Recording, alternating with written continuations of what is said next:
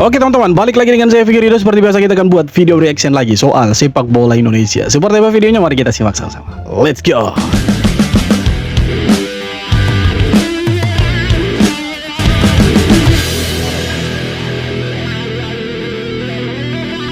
John Herdman akhirnya bongkar formula rahasia buat bikin timnas Indonesia naik level jelang Piala Asia. John Herdman dikabarkan tengah memantau 6 calon pemain naturalisasi baru untuk timnas Indonesia. John Herdman menyebut ada pemain yang sedang dipantau dari Jerman, Belanda, Australia, hingga Amerika Serikat. 2 nama dari Jerman disebut-sebut adalah Jenson Sielt dan Laurin Ulrich. Dari Belanda ada Dean Zandbergen dan Tristan Goijer. Sementara Australia punya Luke Vickery. Dan Amerika Serikat ada Mitchell Baker yang kabarnya segera gabung klub MLS, Colorado Rapids. Jika semua bergabung, kekuatan timnas Indonesia diprediksi bakal makin gila, terutama di lini pertahanan Garuda. Oke, ada 6 pemain yang sudah dipantau. Ingat, masih dipantau. Dan ya kalau kita lihat nama-nama ini, ada Jenson Sielt, ada Luke Vickery, kemudian Dean Zandbergen, Tristan Goijer. Nah, mereka ini itu nama-nama yang selalu disebut-sebutkan sama supporter timnas Indonesia. Artinya mereka diharapkan untuk segera dinaturalisasi oleh PSSI dan memperkuat timnas Indonesia. Nah, kalau Mitchell Baker, nama pemain ini sebenarnya agak asing di telinga supporter timnas Indonesia. Kenapa? Karena jarang sekali terdengar dia punya nama. Tapi kalau nama-nama seperti Jenson Sielt yang posisinya sebagai back, ini kan sudah dari dulu kala nih. Kita mengharapkan dia dinaturalisasi dan menjadi tandemnya Kevin Dix atau Ridho atau Jay Itzes.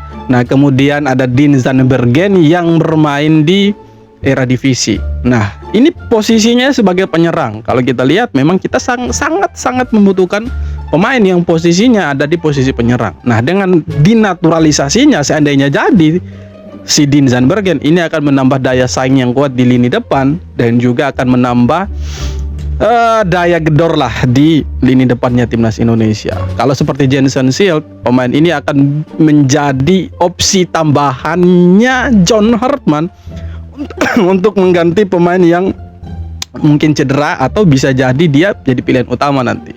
Bisa jadi dia sama Justin, atau bisa jadi sama Kevin Dix dan si Jay Itzes. Kalau nama-nama lain seperti Tristan Goijer, saya pikir mereka masih muda, dan kalau mereka gabung timnas Indonesia, mereka masih punya harapan untuk bermain di Piala Dunia. Dan seperti Pascal Struijk, pemain ini ya dia masih mengharapkan Belanda. Jadi kemungkinan besar juga agak sulit dinaturalisasi. Tapi kabarnya dia tidak dipanggil lah sama Belgia sama Belanda. Dan ya sebenarnya ayolah, come on, pilih Indonesia lah harusnya. Jadi semoga 6 pemain naturalisasi ini calon pemain naturalisasi kita segera diproses, kemudian bisa gabung dengan timnas Indonesia.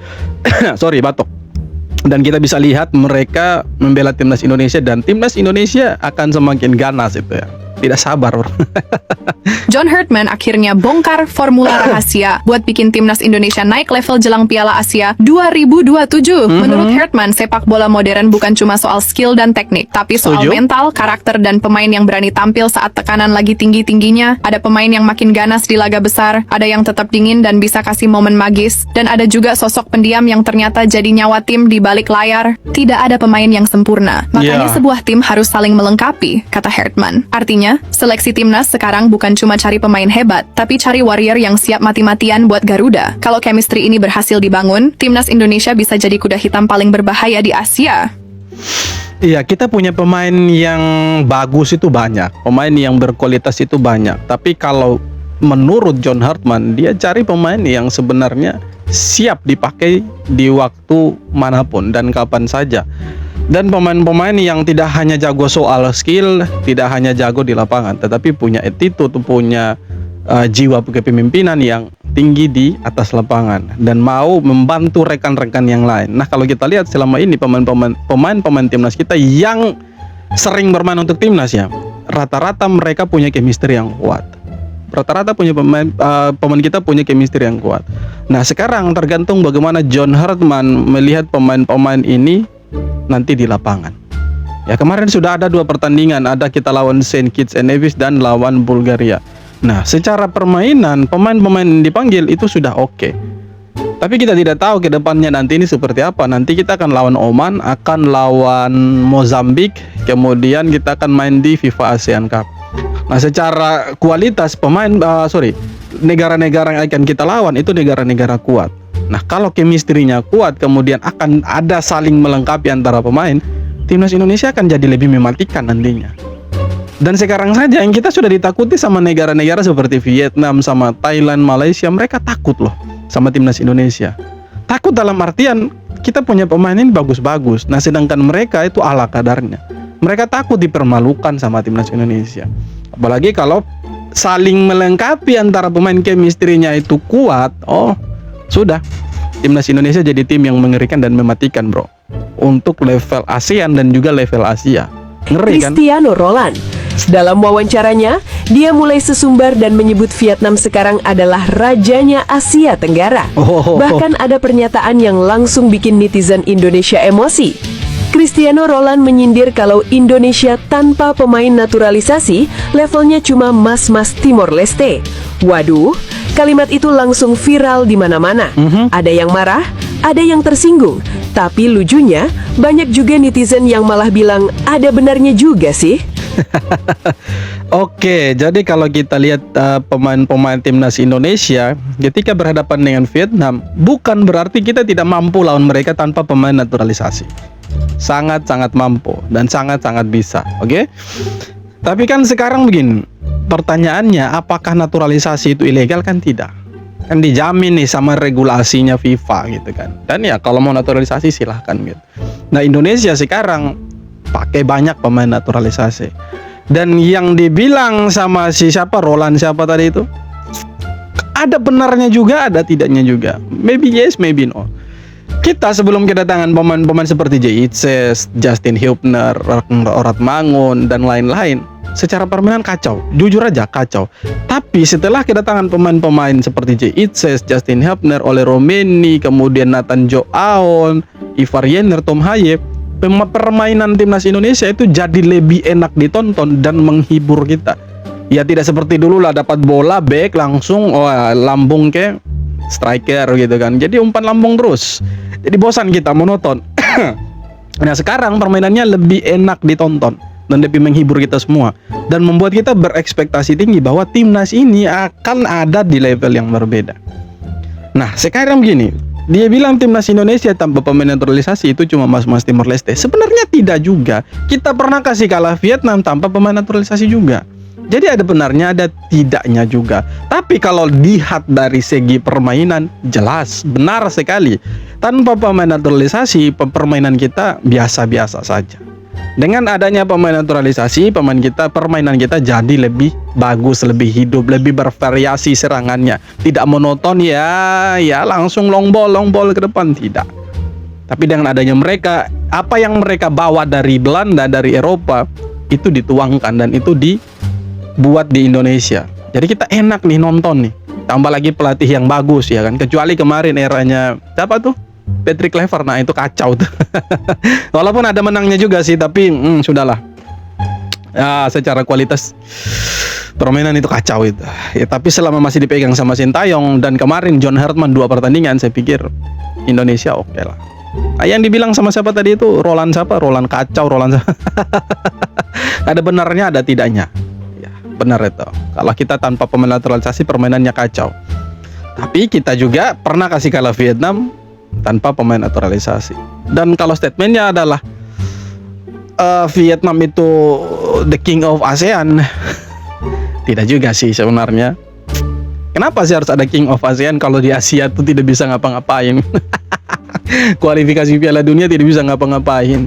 Kecuali king of Asia lah baru kita iri. Kalau hanya king of ASEAN lah, ambillah kingnya, itu tidak butuh kita. Pernah kalahkan Jepang dan Qatar bersama timnas Kanada, apakah Indonesia bakal kecipratan juga? Pada 2022, John Hartman sukses membawa Kanada mengalahkan Qatar 2-0 dan menumbangkan Jepang 2-1. Di Piala Asia 2027 nanti, timnas Indonesia masuk dalam grup neraka bersama Jepang, Qatar, dan juga Thailand. Di atas kertas, Indonesia jelas di bawah ketiga tim tersebut, namun di sisi lain John Hartman punya memori indah saat melawan Jepang dan Qatar. Pengalaman yang sangat penting sebagai model kepercayaan diri pemain, bahwa seberat apapun lawannya bisa dikalahkan dengan strategi yang tepat. Dan perlu diingat, jika Jepang Raja Asia, Qatar Raja Minyak, dan Thailand Raja ASEAN, Indonesia juga Raja Dangdut. Pernah kalah? Santai ya. Kita memang tidak begitu dianggap lah ya di grup F ini, karena lawan-lawannya kita cukup kuat. Ada Jepang, ada Qatar, ada Thailand. Jadi Indonesia wajar disebut negara anomali. Yang pemain-pemainnya sebenarnya oke, jadi underdog lah, dianggap seperti itu. Cuma kita punya pelatih yang optimismenya sangat-sangat tinggi dan pernah punya sejarah kasih kalah Qatar dan juga Jepang dengan pemain seadanya juga di Kanada. Nah sekarang Indonesia yang dilatih sama John Hartman ini akan lawan Qatar dan juga Jepang. Ini akan reuni nih perlawanannya, nanti akan main lagi, tanding lagi nanti. Kita bisa kasih kalah mereka asalkan pemain-pemainnya solid. Kita bisa kasih kalah Jepang, kita bisa kasih kalah Qatar, bisa kasih kalah Thailand, asalkan strateginya tepat nanti. Jangan kacau seperti Patrick Kluivert, hajar kita 6-0. Tapi yang paling bikin heboh bukan cuma hasil drawingnya, melainkan komentar dari pelatih Jepang, Hajime Moriyasu, yang tiba-tiba memberikan pujian setinggi langit untuk timnas Indonesia. Moriyasu bahkan menyebut kalau Indonesia adalah lawan yang paling ia waspadai di grup ini, bahkan lebih diperhatikan dibanding Qatar, yang notabene adalah juara bertahan Asia. Menurut Moriyasu, perkembangan sepak bola Indonesia dalam beberapa tahun terakhir benar-benar luar biasa. Ia menyoroti banyaknya pemain abroad Indonesia yang sekarang bermain di level tinggi Eropa. Oke, jadi kita sebenarnya pemainnya tidak kaleng-kaleng juga, tidak buruk-buruk amat. Grade A lah kebanyakan pemainnya kita gitu ya. Nah, sekarang lawan Jepang mengakui kekuatan timnas Indonesia. Sebenarnya dia merendah. Walaupun dia pernah kasih kalah kita 6-0 waktu masih dilatih sama Patrick Kluivert. Tapi dia tetap melihat Indonesia sebagai ancaman. Ya walaupun waktu itu kita dibantai, tapi Indonesia tetap jadi perhitungannya mereka. Qatar jadi juara Piala Asia itu penuh kontroversi lah. Final kok penalti terus 3 kali itu kan. Tapi kita lupakan itu semua, dan sekarang yang terpenting bagaimana Indonesia akan jadi kuda hitam di grup F di Piala Asia. Nah kalau sekarang Indonesia misalkan bisa kasih kalah Thailand, kasih kalah Qatar, kita lolos ke 16 besar dengan status runner up, ini akan jadi perbincangan besar bro. Kenapa tim yang katanya anomali underdog bisa lolos sampai 16 besar, apalagi kalau kita sampai semifinal? Wah itu akan jadi perbincangan 1 minggu atau bila perlu 1 bulan itu bro. Dulu Hetman bikin Kanada punya Alphonso Davies. Sekarang dia mau ulang cerita itu di Indonesia. Marcelino Ferdinand, Donitri Pamungkas, sampai Alvarezi, Buffon diproyeksikan jadi inspirasi generasi baru Garuda. Hetman percaya kalau satu pemain Indonesia sukses di Eropa, ribuan anak lain bakal ikut berani bermimpi besar. Yes, betul. Ya, pemain-pemain seperti Donitri Pamungkas, Marcelino, Beckham Putra, Alvarezi, Buffon. Ya, ini pemain-pemain muda yang kedepannya mereka akan jadi tulang punggung timnas senior. Nah mereka harus diproyeksikan, harus diorbitkan dari sekarang. Benar ya, memang benar. Kenapa? Karena kalau mereka tidak diorbitkan dan kita hanya mengharapkan pemain-pemain naturalisasi, sebenarnya kurang tepat juga. Jadi harus ada kolaborasi antara pemain naturalisasi atau pemain keturunan dengan pemain-pemain lokal kita. Karena itu kan akan jadi satu kekuatan yang tidak bisa dipisahkan itu nantinya. Nah seperti Alvarezi, Buffon, Marcelino Ferdinand, Beckham Putra, Donitri Pamungkas, siapa lagi ya? Masih banyak lah pemain-pemain yang lain. Siapa itu? Siapa Detan, lupa saya namanya itu. Victor Detan, itu kan banyak itu pemain-pemain yang secara kategori usia masih muda. Kalau mereka diproyeksikan, mereka akan jadi kekuatan baru untuk timnas Indonesia. Yakin saya akan jadi kekuatan baru. Tambah lagi ada pemain-pemain baru yang dinaturalisasi. Semakin kompak itu timnas Indonesia.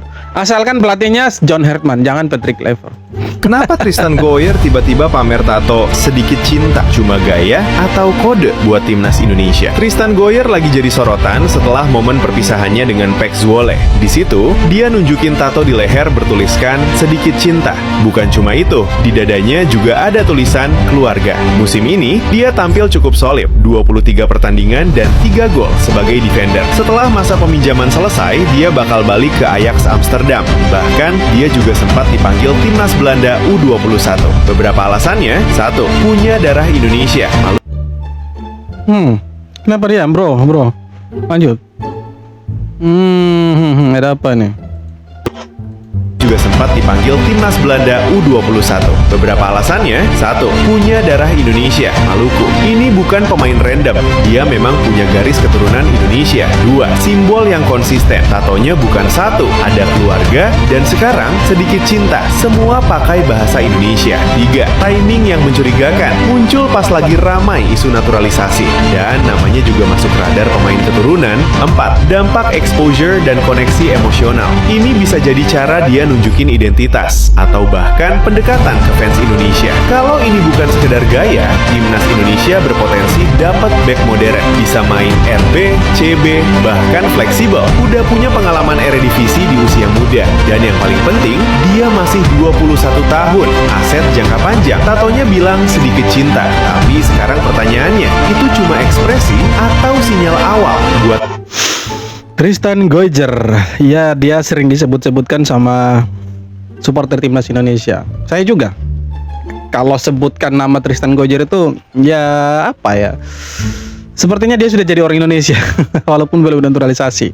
Tapi dia punya nama sering disebut-sebutkan sama seluruh orang Indonesia, termasuk saya juga menginginkan Tristan Goijer untuk segera dinaturalisasi oleh PSSI. Kenapa? Karena ini back dari Eredivisie, dia main untuk Ajax, kemarin dipinjamkan ke mantan klubnya Eliano Randers, Pexwold, kemudian sekarang sudah habis masa peminjamannya dan dia kembali ke Ajax. Oke. Ini pemain mainnya di Eropa. Secara usia masih 21 tahun dan dia bisa bermain di posisi mana saja, di posisi belakang bisa main back tengah, kemudian back kanan juga bisa. Jadi opsi untuk pemilihan back nantinya itu ya cukup leluasa lah John Hertman untuk menentukan siapa nih yang turun gitu. Nah, kalau Tristan Goijer sudah taruh tato di leher, kemudian di dadanya tulisan keluarga, di lehernya kemudian sedikit cinta, itu artinya kodenya dia untuk ngebela timnas Indonesia.